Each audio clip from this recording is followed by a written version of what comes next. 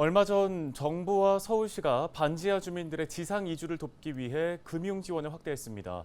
월세와 보증금 중 하나만 지원하던 것을 두 가지 모두를 지원할 수 있게 했는데요. 네, 그런데 일부 반지하 주민들에게는 여전히 지상 이주가 그림의 떡이라고 합니다.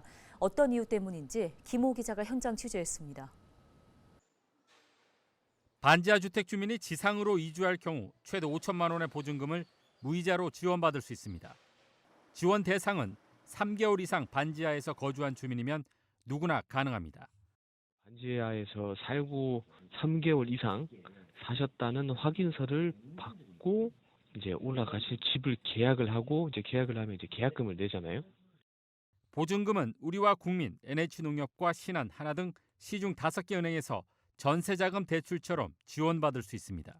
하지만 보증금 지원을 받기 위해서는 임대차 계약서를 제출해야 되는데 경제적 상황이 좋지 않은 일부 반지하 주민들에게는 쉽지 않은 상황입니다.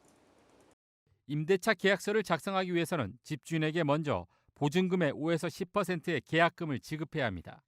그런 뒤 작성된 계약서를 은행에 제출해야 보증금 대출을 받을 수 있습니다. 보증금이 5천만 원이라고 가정하면 250만 원에서 500만 원 가량이 있어야 임대차 계약을 체결할 수 있는 겁니다. 나이도 먹고 아무것도 안 하니까 수입은 국민연금 조금 받고 노령연금 그거 가지고 생활하고도 혼자 사는데 없는 사람도 그것도 없지 또. 계약금 없어서 못 가시는 아, 그런 사람도 있다니까. 많아, 그런 사람들. 그 계약금 같은 거 없어갖고 못 가고 저기 하는 사람들, 곤란받고 사는 사람들이 있지. 서울시는 이 같은 극빈층 주민이 반지하에서 지상으로 이주를 원할 경우 공공임대주택 입주를 신청할 것을 권합니다. 그 정도의 취약 가구시면 공공임대주택으로 들어갈 수가 있거든요. LH 또는 SH 임대주택으로. 근데 여기로 가실 때는 저희가 보증금을 전액 다 그냥 지원해 드리는 거죠. 뭐 계약금 이런 것도 없이.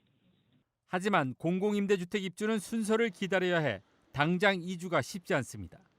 또 지역도 현재 거주하는 곳이 아닌 다른 곳으로 배정받을 수 있어 어르신들이 많은 반지하 특성상 결정이 쉽지 않은 상황입니다. 침수 피해를 막고 거주 환경을 개선하기 위해 추진되고 있는 반지하 주민의 지상층 이주. 지원을 받지 못하는 사각지대 주민까지 혜택받을 수 있는 핀셋 정책이 필요해 보입니다. 헬로티비 뉴스 김호입니다. 네, 보신 것처럼 몇백만 원이 없어 수천만 원의 지원금을 받지 못하는 안타까운 주민들이 우리 주위에 적지 않습니다. 넉넉한 사람들이야 또 몇백만 원이 얼마 안 되는 돈이라 생각할 수도 있지만 어떤 이들에게는 너무나 큰 돈입니다.